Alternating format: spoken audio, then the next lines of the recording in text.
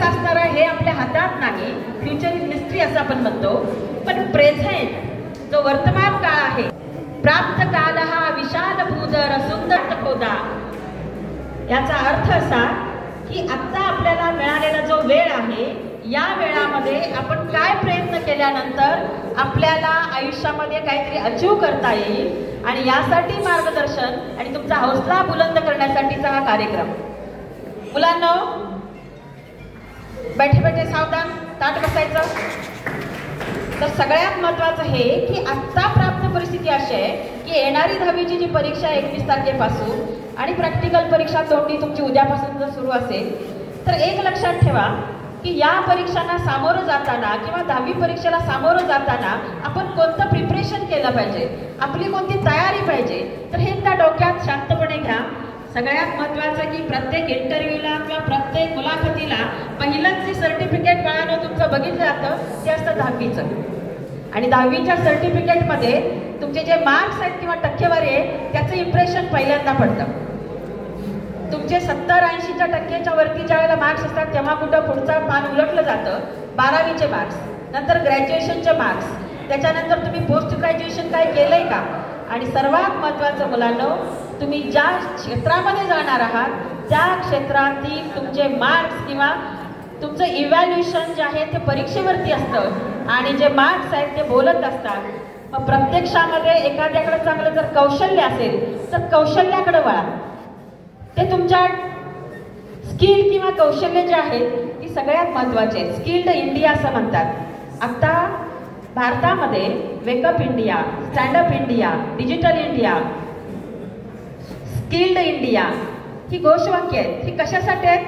भारतामध्ये लाखोच्या झुंडीच्या झुंडी बाहेर पडत आहेत डिग्र्याची भेंडोळी घेऊन. प्रत्येकाला नोकऱ्या मिळत नाहीत. तुमच्याकडे वेगळं एखादं कौशल्य असेल तर त्या कौशल्याच्या जोरावर तर तुम्ही अचीवमेंट करू शकाल. मग कोणतं स्किल पाहिजे तुमच्याकडं, तुम्ही ओळखा स्वतःला. माझ्याकडे हे वेगळं स्किल आहे. युनिकनेस हा आहे. तुमच्यातला प्रत्येक विद्यार्थी मी म्हणते जिनियस आहे. फक्त त्यानं स्वतःला ओळखावं, स्वतःमधलं स्किल जाणून घ्यावं, कौशल्य काय आहे ते जाणून घ्यावं आणि ते कौशल्य विकसित करून ज्या क्षेत्रात जाईल त्या क्षेत्रामध्ये तुम्ही टॉपला जाऊ शकता. तुम्हाला अनेक उदाहरणं तुमच्या समोर आहेत. अण्णा ध्येय वेडे होऊन स्वातंत्र्य संग्रामात उतरले आणि एका टोकाच्या चळवळी केल्या, संघर्ष केला, तुरुंगवास भोगला, म्हणून त्यांना क्रांतीवीर ही पदवी लोकांनी दिली, जनतेनं दिली. डिलीट ही पदवी विद्यापीठानं दिली आणि शासनानं त्यांना पद्मभूषण हा सर्वोच्च सन्मान दिला. म्हणजे तुमच्यामधलं कौशल्य, जसं अब्दुल कलाम हे लहान असताना तुमच्यासारखे त्यांचे गुरु त्यांना कारणीभूत ठरले.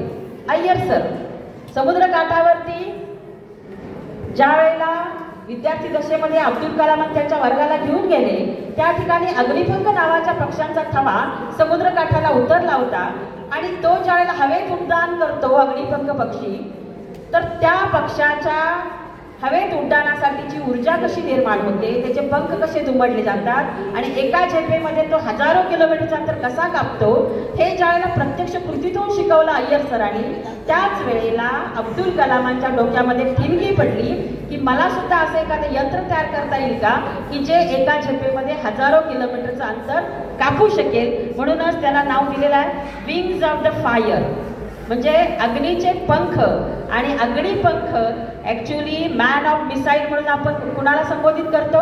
Doctor APJ Abdul Kalam. नाग, त्रिशूळ, आकाश, पृथ्वी, ब्राह्मोस ही सगळी भारताची सामरिक क्षेत्रातली जी मिसाईल्स आहेत ती कुणी निर्माण केलेली आहेत? Doctor APJ Abdul Kalam. आणि ही प्रेरणा मिळाली विद्यार्थी दशेत त्यांना. त्यामुळे गुरुजन किती तुमच्या जीवनामध्ये फरक पडतात बघा. अगदी विवेकानंदांचे गुरु रामकृष्ण परमहंस असतील किंवा छत्रपती शिवाजी महाराजांचे गुरु हे तुम्हाला ज्ञात आहेतच. म्हणजे प्रत्येक व्यक्तीला असे विशिष्ट गुरु ज्या वेळेला लाभतात त्यावेळेला ते लोक काय करतात, त्या गुरूंच्या प्रती ग्रॅटिट्यूड किंवा कृतज्ञता व्यक्त करतात आणि स्वतः एवढी मोठी प्रचंड झेप घेतात की जसं गरुडाची उपमा दिली जाते. गरुड हा थव्यानं नसतो, तो एकटा असा उंच वरारी घेतो. आणि ज्या वेळेला तुम्हाला खरंच काहीतरी वेगळं करायचं आहे त्यावेळेला कौशल्य ओळखा स्वतःमधलं. मी मगाशी सांगितलं जे आत्ताचं युग आहे ते 5Gचं आहे. आणखीन काही वर्षांनी 10G येऊ शकतं. बघा समाजामध्ये तुम्हाला ट्रेंडिंगला काय काय हे सगळ्या विद्यार्थ्यांना आमच्या माहिती आहे. किंबहुना शिक्षकांच्या पेक्षा 2 पावलं पुढे असणारे आमचे जे IT क्षेत्रातले काही शिक्षक आहेत त्यांच्याही पुढं 2 पावले हे विद्यार्थी असतात. फेसबुक, इंस्टाग्राम, व्हॉट्सअप, ट्विटर ह्याच्यामधलं ज्ञान आपल्याला आहे. मग जर का तंत्रज्ञान, माहिती तंत्रज्ञान एवढ्या फास्ट गतीने त्याच्यामध्ये क्रांती होते, तर त्याच्यामध्ये आपण काय करू शकतो का? मला सांगा, गुगलचा CEO कोण आहे? भारताचा सुंदर पिचई आहे, बरोबर? भारताचा IITian विद्यार्थी, तुमच्यासारखाच प्रतिकूल परिस्थितीतून गेलेला हा विद्यार्थी. जगामध्ये अशा अनेक नामांकित कंपन्या तितकं भारताचे विद्यार्थी टॉपला आहेत. भारताचं IT क्षेत्रातलं जे सॉफ्टवेअरचं नॉलेज आहे ते जगामध्ये 1 नंबरला आहे. हार्डवेअर चायना 1 नंबरला आहे. मग भारतीय विद्यार्थी आपण म्हणून बुद्धीच्या दृष्टीनं कमकुवत आहे का रे? नाही. भारतीय विद्यार्थी बुद्धीनं फार प्रज्ञावान आहे, पण त्यांना योग्य त्या दिशा दाखवणं, त्यांची ऊर्जा चॅनेलाइज करणं ही आजच्या काळाची गरज आहे. माझ्या मागाशीच बघितलं, विद्यार्थ्यांच्याकडे जी ऊर्जा होते इथं येण्यासाठी, धडपड होती, की त्यांना काहीतरी करून दाखवायचं आहे. पण त्यांच्यातील ऊर्जा ओळखणं आणि त्याला प्रॉपर मार्ग दाखवणं हे गुरुजनांचं काम आहे. म्हणूनच असं म्हणतात पहा, the destiny of India get reform into the classrooms of the school. आपल्या विद्यालयाच्या वर्गामध्ये देशाचं भवितव्य घडत आहे. तुम्ही 10वी नंतर पुढं काय असा प्रश्न तुमच्या समोर ज्यावेळेला पडतो, त्यावेळेला आपल्याच ह्या संस्थेनं अगदी गरजेचं म्हणून आपल्याकडं फार्मसीची सोय आहे, नर्सिंगची सोय आहे, अकॅडमीची सोय आहे. या अकॅडमीमध्ये तुम्हाला अगदी वेगवेगळ्या संस्थांशी टायअप करून CET, नीट, JEEचं शिक्षण दिले जाते. त्यात आपले विद्यार्थी चांगला स्कोअर घेत आहेत. मग तुम्हाला आपल्याच या संकुलामध्ये जे हुतात्मा शिक्षण आणि उद्योग समूहामध्ये जर अनेक अपॉर्च्युनिटी निर्माण होतात आणि त्यासाठी तुम्ही प्रयत्न करा. आपल्या याच ठिकाणी म्हणजे घरामधलं तुमचं काम करून सुद्धा आपण इथं चांगलं शिक्षण घेऊ शकता. म्हणून आपल्याकडे अकॅडमीचं कामकाज चांगलं चालत आहे. बघा मुलांनो, या वाळव्याचं नाव क्रांतीवीर अण्णांनी अगदी नॅशनल इंटरनॅशनल लेवलला नेणं तुम्हाला अनेक संधी आहेत. मी एकच उदाहरण तुम्हाला सांगणार आहे. तुमच्यासारखाच खेड्यातला एक शेतकऱ्याचा विद्यार्थी श्रीधर पाटील, मुलांनो लक्ष देऊन ऐका. तर तो श्रीधर पाटील ज्यावेळेला 10वीला तुमच्यासारखेच असे 60-70च्या दरम्यान मार्क्स होते, त्याचा भाऊ शेतकरी, तो माझ्याकडे त्याला घेऊन आला. मॅडम म्हटला, ह्याला आपण 10वी नंतर पुढे काय करूया? तर त्याला सांगितलं मी, ते म्हणाले ते आर्ट्सला ॲडमिशन घेऊया.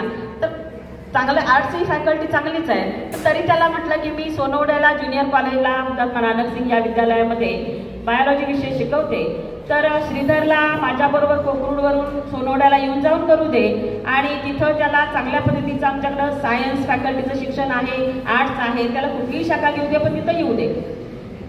आणि त्या काळामध्ये जरा क्रेज होती.